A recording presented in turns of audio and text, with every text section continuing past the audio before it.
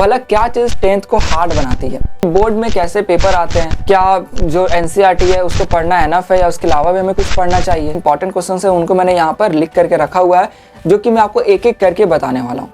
सो hey guys, यह video खास तौर से उन बच्चों के लिए है जो कि इस साल क्लास 10th में आए हैं। अभी तो लगभग सभी स्कूलों में क्लास 9th का एग्जाम खत्म हो चुका रहता है या सिर्फ कुछ ही सब्जेक्ट्स बाकी रहते हैं। जैसे ही बच्चे क्लास 10th में आते हैं तो उनके दिमाग में बहुत सारे डाउट्स आने लग जाते हैं कि बोर्ड्स में पेपर कैसे आते हैं, क्या एनसीईआरटी पढ़ना एनफ है या इसके साथ हमें कोई साइड बुक में पढ़नी चाहिए, अगर पढ़नी चाहिए तो कौन सी, इसके साथ जो आपका वीकेस्ट सब्जेक्ट है उसको कैसे ट्रीट करें।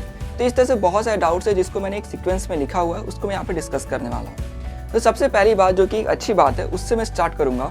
देखो, जो भी बच्चे क्लास 10th पास कर जाते हैं वह यह जानते हैं कि क्लास 9th का सिलेबस और 10th के सिलेबस में क्लास 9th का सिलेबस 10th से थोड़ा टफ होता है। और इसका रीज़न भी है, वह ये है कि जैसे ही हम लोग क्लास 8 से 9th में जाते हैं तो 9th में हमें बहुत सारे नए नए चैप्टर्स देखने को मिलते हैं जिसका 8 तक में लगभग ताल्लुक ही कुछ नहीं रहता है। इसलिए क्लास 9th का सिलेबस जो है उसको थोड़ा हार्ड माना जाता है। लेकिन फिर भी 10th को टफेस्ट एग्जाम क्यों कहा जाता है, तो इसका सिर्फ एक ही रीज़न है, वह है इसका बोर्ड एग्जाम पढ़ना। यानी सेंटर बाहर रहता है, सबसे पहली बार आपका ऐसा एग्जाम हो रहा होता है तो आपको डर लगता है, क्वेश्चन कैसे आएंगे इसका डर रहता है। हमारे सोसाइटी में एक अलग ही डर बना के रख दिया गया है कि बोर्ड एग्जाम के नाम से हमें डर लगता है। आप कितनी भी तैयारी कर लो और अगर आपको डर लगा रहता है तो एग्जाम में बहुत ज़्यादा चांसेस होते हैं कि आप कुछ गलती करके आ जाओगे। इसलिए आप तैयारी अच्छे से करो और बोर्ड एग्जाम से आपको डरना नहीं है। यहाँ पर सेकंड जो कि मोस्ट इंपॉर्टेंट पॉइंट कह सकते हो, क्योंकि ये डाउट सब में होता है कि क्या एनसीईआरटी पढ़ना एनफ है या इसके साथ हमें कोई दूसरी साइड बुक भी पढ़नी चाहिए, अगर पढ़नी चाहिए तो कौन सी।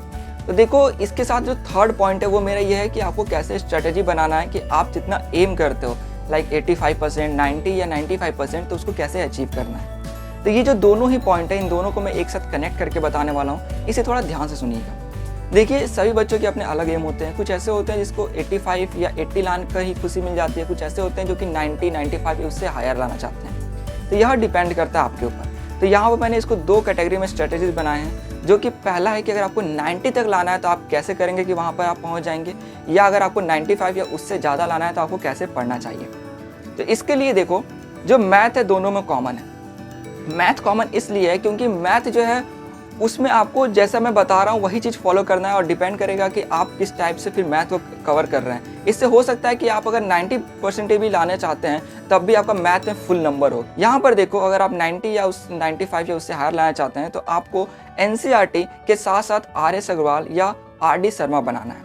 Now RS. अग्रवाल बेटर है आपके लिए या आर.डी. शर्मा बेटर है, यह डिपेंड करता है जो कि आपका मैथ है वो वीक है या फिर अच्छा सब्जेक्ट है ना। अगर आपका मैथ वीक है तब आप आर.डी. शर्मा प्रीफर कर सकते हो, लेकिन अगर आपका मैथ अच्छा है तो आप आर.एस. अग्रवाल ही बनाओ, क्योंकि दोनों में सिर्फ इतना ही अंतर है कि आर.डी. शर्मा में अगर एक की तरफ 20 क्वेश्चन है तो आर.एस. अग्रवाल में एक की तरफ 5 क्वेश्चन होते हैं। तो बस आर.डी. शर्मा से बोल सकते हो कि अगर आपका मैथ वीक है तो वो बहुत ज़्यादा ही प्रैक्टिस करवा देता है और ज़्यादा कोई इसमें डिफरेंस नहीं है। इससे मैथ अच्छा है तो आप आर.एस. अग्रवाल ही बनाओ, आपको कोई लेंदी जाने की जरूरत नहीं है। सेकेंड आपका है साइंस को लेकर के, इसमें स्ट्रैटेजी थोड़ा बदल जाता है। अगर आप 90% तक लाने वाले हैं या चाहते हैं कि 90% तक आए तो आप पहले एनसीईआरटी पढ़ो। एनसीईआरटी में अगर कोई पॉइंट समझ नहीं आ रहा है या मान लो कोई चैप्टर ही समझ नहीं आ रहा है, तब आप दूसरा साइड बुक, जैसे कि ज़्यादातर बच्चे प्रीफर करते हैं एस चांद, जो कि अच्छा भी रहता है क्योंकि उसके अंदर बहुत ही अच्छे से समझाया रहता है। तो आप एस चांद जो है उसको फॉलो करो और उसमें वो पॉइंट देख लो। लेकिन मेन आपका क्या होना चाहिए, एनसीईआरटी।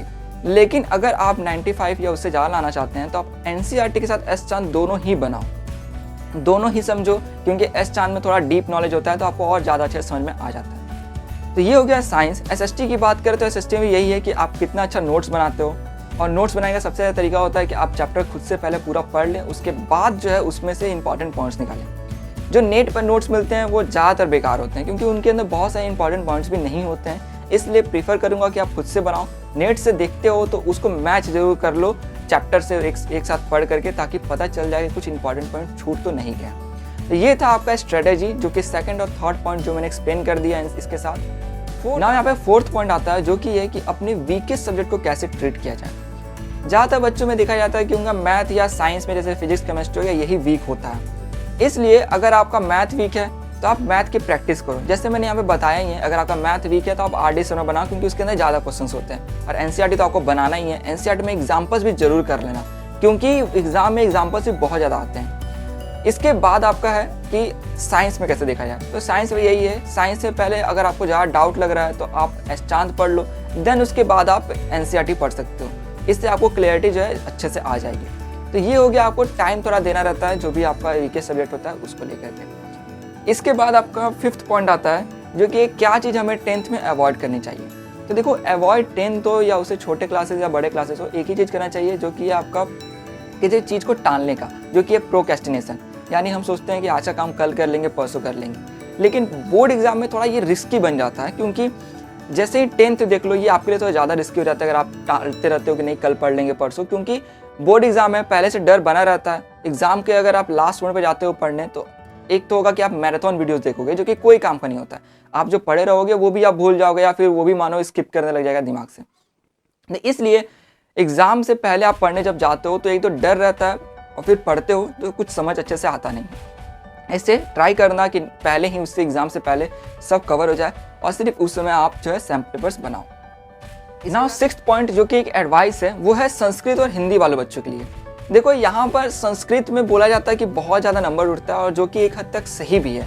अगर आप थोड़ा पढ़ते हो तो उसमें गेसेस भी अच्छे लग जाते हैं, इसलिए टाइम भी बहुत ज़्यादा बचता है, जिससे आप पेपर में समझ सकते हो। अगर आपको कुछ याद नहीं आ रहा तो आप थोड़ा फोर्स लगा सकते हो दिमाग पर। लेकिन यहाँ पर हिंदी में थोड़ा उल्टा होता है। हिंदी में आपका पेपर इतना लेंदी होता है कि आपका पेपर भले थोड़ा आसान भी क्यों ना लग रहा हो आपको, आप लिखते जाओगे तो लगे कि यार टाइम ही कम था कि पूरा क्वेश्चन अटेम्प्ट कर पाए। इसलिए हिंदी अगर आपका है तो आपको तेज लिखने का स्किल करना है, ताकि आप जो है तेजी में पेपर कंप्लीट कर पाओ।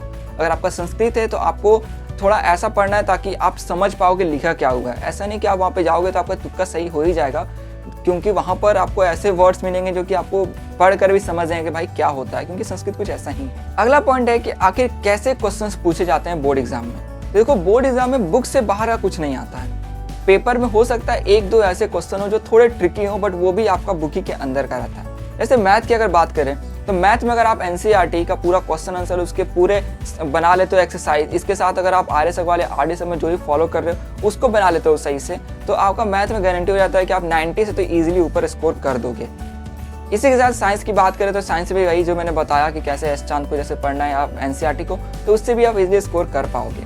शायद ही कोई 1-2 क्वेश्चन होते हैं जो थोड़ा ट्रिकी होता है, और वो बेसिकली आपके माइंड के ऊपर रहता है कि आप कितना कैच कर पा रहे हो जल्दी, कि ये क्वेश्चन किस किस चैप्टर को मिलाकर बनाया गया है, जैसे 2 चैप्टर्स को, या कौन से चैप्टर से ये आ रहा है। तो बस हो गया, अगर आपको वो समझ में आता है, आपने पढ़ा हुआ है, तो आप इजीली स्कोर कर पाओगे, क्योंकि क्वेश्चंस कुछ भी बाहर के नहीं होते हैं, सब एकदम आपका एनसीईआरटी से होता है, या कुछ क्वेश्चन बस ट्रिकी रहते हैं। इसके साथ लास्ट है कि क्या आपको ट्यूशन या कोचिंग प्रीफर करना चाहिए।